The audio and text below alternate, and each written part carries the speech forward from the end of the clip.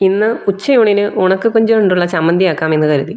കുറേ ദിവസമായി ഒരു പാക്കറ്റ് ഉണക്കക്കൊഞ്ച് വാങ്ങി വെച്ചിട്ട് ഇതുവരെയും എടുത്തുപയോഗിക്കാൻ പറ്റിയില്ല. ഇത് അത്ര നല്ല കൊഞ്ചല്ല. നാട്ടിൽ കിട്ടണ ഉണങ്ങിയ കൊഞ്ചിൻ്റെ കളറൊന്നുമില്ല. ഇതൊരുമാതിരി വിളറി വെളുത്ത പോലെ ഇരിക്കുന്നു.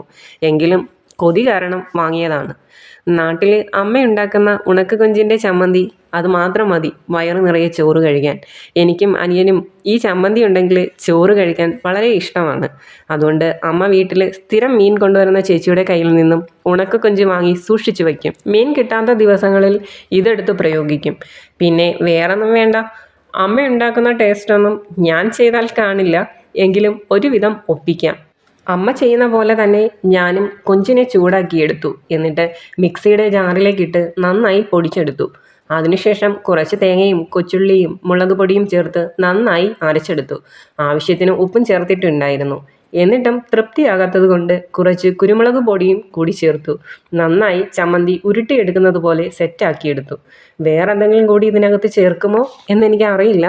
സാധാരണ ഇങ്ങനെയുള്ള അവസരങ്ങളിൽ ഞാൻ അമ്മയെ വിളിച്ച് ചോദിക്കാറാണ് പതിവ്. ആ സംസാരം പെട്ടെന്നൊന്നും തിരികെയുമില്ല.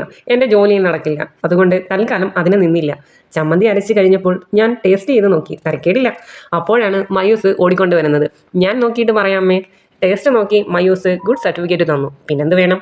മൂക്കില്ല രാജ്യത്ത് മുറിമുക്കൻ രാജാവ് എന്ന് പറയുന്നത് പോലെ ഞാനാണല്ലോ ഈ അടുക്കളയിലെ രാജാവ്. അപ്പോഴാണ് ഫ്രിഡ്ജിൽ കുറച്ച് തൈര് ഇരിപ്പുണ്ടല്ലോ എന്ന് ഓർത്തത്. ഇത്തിരി ഉപ്പുമിട്ട് തൈര് കലക്കിയെടുത്തു. കുറച്ച് തുണി കഴുകിയത് വിരിച്ചിട്ടതിന് ശേഷം ഞാനും മയൂസും ചോറ് കഴിക്കാനിരുന്നു. പൊതുവേ മയൂസിന് ചമ്മന്തിയും തൈരും അച്ചാറും വളരെയധികം ഇഷ്ടമുള്ള കൂട്ടത്തിലാണ്. മീനും മീൻകറിയും ഒന്നും ആൾക്ക് തീരെ ഇഷ്ടമല്ല. ചമ്മന്തിയും തൈരും കടയിൽ നിന്ന് വാങ്ങിയ മാങ്ങ അച്ചാറും നാരങ്ങ അച്ചാറും കൂടിയായപ്പോൾ ഉച്ചയൂണ് കലക്കി. മയൂസിന് ഇന്ന് സ്കൂൾ അവധിയായിരുന്നു. സാധാരണ അങ്ങനെ അവധി കിട്ടാറില്ല. അതുകൊണ്ട് തന്നെ ഉച്ചയൂണും കഴിഞ്ഞ് ഒരു ഉറക്കവും കഴിഞ്ഞ് പുറത്തൊന്ന് കറങ്ങാനായി പോയി. അപ്പോൾ ഓക്കെ ഗായ്സ്, ബായ്.